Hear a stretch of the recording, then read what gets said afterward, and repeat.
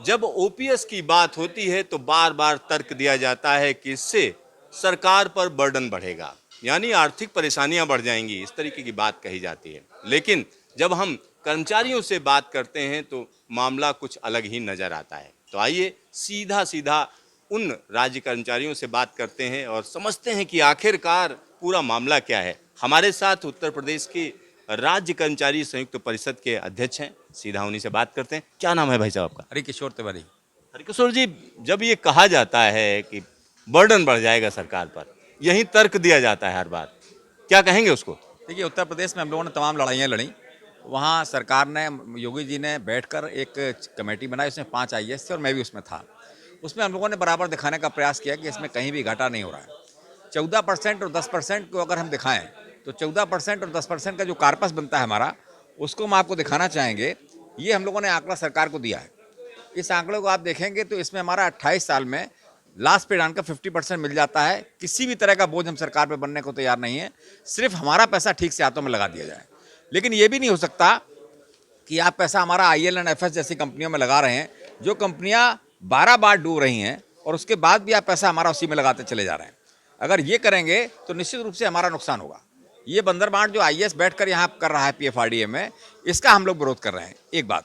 दूसरी बात यह है कि इसमें 8% की बात हमने कही, और चीफ सेक्रेटरी उत्तर प्रदेश ने हमें लिखकर, ये जब हम हड़ताल कर रहे थे 2021 में, तब ये पहले पन्ने पर ही पहला बिंदु है जिसमें लिखकर दिया कि हम 9.5%, ये मुख्य सचिव हमारे मिश्रा जी हैं, उन्होंने लिख के दिया था अभी 2022 में हड़ताल कर रहे थे हम इसी मुद्दे पे, तो उन्होंने कहा नहीं, हम आपको 9.5% देंगे।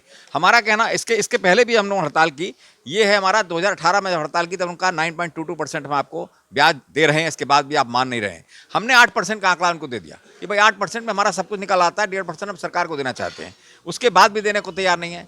ये जब योगी जी हमारे मुख्यमंत्री जो आज की तारीख में है, ये हमारे जब सांसद हुआ करते थे तब 2013 में मैंने इनसे लिखवाया था। इन्होंने साफ साफ लिखा हुआ है कि इसमें शेयर मार्केट में पैसा नहीं लगना चाहिए, ये गलत हो रहा है इनके साथ में, और इनको वापस किया जाना चाहिए, उनको पुरानी पेंशन ही मिलनी चाहिए। उनका साफ स्पष्ट लिखा हुआ, कोई भी इसमें अमेंडमेंट नहीं है। इसके बाद राजनाथ सिंह जी उस समय राष्ट्रीय अध्यक्ष थे, राष्ट्रीय अध्यक्ष जी ने भी हमारे पैड पर ही इनको लिखा था कि ये पेंशन इनको मिलनी चाहिए और ये गलत हो रहा है इनके साथ में। तो ये सारी चीज़ें हमारे पास हैं। इसके बाद सारे आंकड़े हमारे पास वो हैं जिसमें कि इन्होंने ये कहा कि कब कब किस किस देश में, किस किस प्रदेश में लागू हुआ। ये आप देखिए, ये 2003 से यात्रा शुरू हुई, 2017 तक केरल तक गई, यानी 17, और अभी भी उन्होंने, हमारा वेस्ट बंगाल ने कभी भी इसको माना नहीं और उसको इस्तेमाल नहीं किया। कौन सी सरकारें घाटे में चली गई, कौन से क्या बर्डन पड़ गया। अभी भी 6 सरकारों ने अगर चालू कर दिया तो वहाँ भी आईएएस हैं, और उन आईएएसओं को समझ में आ गया है कि नहीं हो सकता नुकसान, तभी उन्होंने लागू किया। अगर हमारे यहाँ के आईएएसओं को, शेष आईएएसओं को क्यों नहीं समझ में आ रहा है, ये एक विचारणीय प्रश्न है। और तमाम सारी बैठकें जिनमें हम लोग बैठे हैं, हम लोगों ने सब समझाने का प्रयास किया है।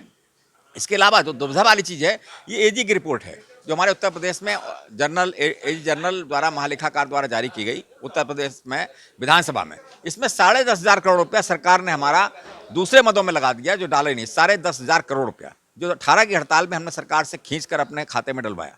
तो इस तमाम सारी इतनी दुविधाएं हैं जिसके कारण हम लोग अब उसमें नहीं जाना चाहते। जब पैसा भी सरकार का नहीं लगना है, सिर्फ व्यवस्थित लगना है, और 8% में हम निकाल के दे रहे हैं, तो फिर कहाँ दिक्कत आ रही है। सिर्फ हरदमता है, कहीं ना कहीं बात है, और हमारा नुकसान हो रहा है। हमारे पास हजारों लोगों की ऐसी लिस्ट है जिसमें हमारे लोग जो रिटायर हो रहे हैं उनको 500 और 1,000 रुपये दिया है, जो सरकार को दिया है। आदरणीय शिवपाल मिश्रा जी को भी हमने दिया, जो उन्होंने यहाँ दिल्ली में प्रस्तुत किया है, हमारे पास है। उसमें इतना नुकसान हो रहा है, 18 साल बाद सिस्टम को आप नहीं बना पाए हैं, तो हम क्यों जाएंगे उस सिस्टम में। हमें सब विभाग जो दिखा रहे हैं कि आप ज़्यादा मिलेगा, हमें नहीं चाहिए ज़्यादा, हमें वही चाहिए जो हमारा पुराना मिल रहा था, उसी पर हम लोग संतोष प्रकट करेंगे। किशोर जी, एक और चीज बताइए, आखिरकार कोई इसमें इंटेंशन क्या नजर आ रहा है? क्योंकि हठधर्मिता मुझे समझ में नहीं आ रहा है कि भाई हम अड़े हुए हैं इस चीज पर। क्या वजह नजर आ रही है आपको कि आखिरकार मामला क्या है, क्यों इतना ज्यादा हठधर्मिता है? सरकारें सब आईएएस चला रहे हैं आज की तारीख में, दिक्कत यही है। आखिर आईएएस ही नीति निर्धारण करते हैं, पॉलिटिकल लोग नहीं कर रहे हैं, ये बिल्कुल साफ आपके मंच पे कहूँगा। आखिर मध्य प्रदेश में, यहाँ राजस्थान में, हिमाचल में और भी जगहों पे कैसे लागू हो गया? वहाँ पर विल पावर की कमी नहीं थी, यहाँ पॉलिटिकल विल पावर की कमी कहीं ना कहीं दिखाई पड़ रही है। इनको बरगलाया जा रहा है और सामने बैठ के आंख में आंख डाल के बात नहीं करना चाहते हैं। हमारे संगठनों से बात करें और बात करके उसका हल निकालने की कोशिश करें। हम बिल्कुल सहमत हैं इस बात पे कि बात होनी चाहिए, और बात होने के बाद में हमारी बात सुनी जानी चाहिए, हमारे आंकड़े को झुटलाया जाना चाहिए। अगर सरकार पर बोझ नहीं है तो फिर क्या दिक्कत आ रही है? फिर हमारे हिसाब से हमारा पैसा लगना चाहिए। हमारा कोई भी आदमी रिटायर होने के बाद जो क्लास 3 क्लास 4 का है, शेयर मार्केट में नहीं जाना चाहता, वो नहीं चाहता शेयर मार्केट क्या होता है।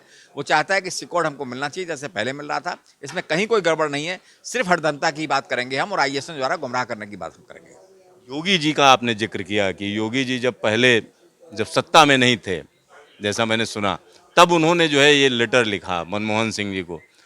आज जब सत्ता में बैठे हुए हैं तो उनको आप समझाने नहीं गए कि भाई ये क्या है? बिल्कुल समझाया गया, सब कुछ कहा गया, उस पर मौन हो जाते हैं। और उसकी इसी के बाद उन्होंने कमेटी बनाई थी जो हमारे साथ हुई, और उसमें वो थे शामिल थे, ये आपके पास कागज रखा हुआ है, उसमें उनके दस्तखत भी थे और हमारी बैठकें भी योगी जी के साथ हुई। उसके बाद में कमेटी बनाई गई हमारी, और राजनाथ सिंह जी ने भी साफ साफ लिखा हमारे लेटर पैड पे लिखा कि नहीं, उस वक्त अखिलेश जी हमारे वो थे, यहाँ मुख्यमंत्री थे उस वक्त 15 की बात है, तो उस टाइम पर भी उन्होंने लिखा कि भाई ये इनको मिलना चाहिए।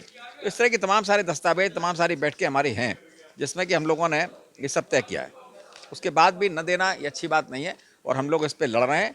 ये राजनाथ सिंह जी का पत्र है जो हमारे नाम से जारी है। अखिलेश यादव जी को उन्होंने अर्धशासकीय पत्र लिखा है। हरकिशोर जी, उम्मीद करें कि आप लोग लागू करवा पाएंगे ओपीएस? बिल्कुल, अब ये बड़ा मंच बना। अभी तक हम उत्तर प्रदेश में अपने स्टेटों में सब लोग लड़ रहे थे, लेकिन चूंकि अब हम लोगों ने सोचा कि जो केंद्र का चुनाव है, इसलिए हम लोग इसको यहाँ लाएंगे। और आपने देखा होगा स्टेट में, अगर हमने एक मुद्दा बनाया था पिछले इलेक्शन में कि हम वोट उसी को देंगे जो पेंशन की बात करेगा, और मैं एक पार्टी के साथ गया और उसको 331 सीटों पर हमने जिता के दिखाया। तो हम इसको वोट बैंक के रूप में तब्दील हमने उत्तर प्रदेश में किया है। यहाँ जो निर्णय होगा उसको हम लोग स्वीकार करेंगे, उसके साथ हम लोग जाएंगे। आपका ढेर सारा धन्यवाद। नमस्कार। तो यहाँ आप समझिए, ये अब मामला धीरे धीरे हम कह सकते हैं राजनीतिक भी होता चला जा रहा है, क्योंकि जगह जगह पर लागू किया जा रहा है। तो कहीं ना कहीं आने वाले जो इलेक्शंस हैं उनमें ये मुख्य रूप से मुद्दा बनेगा। कैमरामैन हीरा मंडल के साथ सिद्धार्थ, न्यूज स्टेशन दिल्ली।